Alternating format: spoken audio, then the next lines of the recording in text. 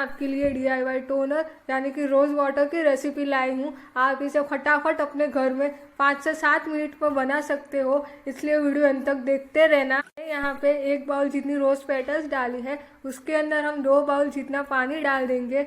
आपको 1:2 का रेशियो याद रखना है। अगर वीडियो पसंद आ रहा हो तो लाइक बटन को ज़रूर प्रेस कर देना। हम इस पतीले को गैस पे उबालने के लिए रख देंगे। हमें गैस की फ्लेम लो रखनी है। अब हम इसे कुछ देर के लिए उबलने देंगे।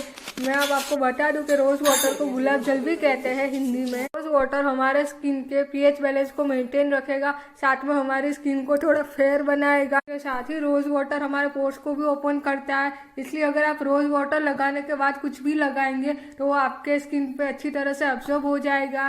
रोज़ वाटर फेस मास्क और हेयर मास्क बनाने में भी काफ़ी यूजफुल होता है।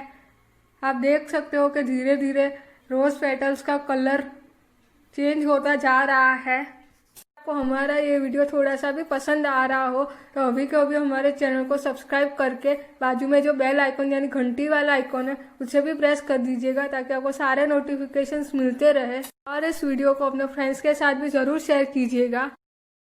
8 से 8 मिनट के बाद आप देख सकते हो कि रोज़ पेटल्स का कलर चेंज हो गया है और हमारी रोज़ पेटल्स थोड़ी बहुत कलरलेस भी दिखने लगी है। इसलिए अब हम गैस की फ्लेम को बंद कर देंगे और इसे ढक के 2 से 3 घंटे के लिए रख देंगे। आज मैं आपको रोज़ वाटर को आप चाहे तो स्प्रे बॉटल में या तो दूसरे कोई भी कंटेनर में भर ले। And thanks for watching.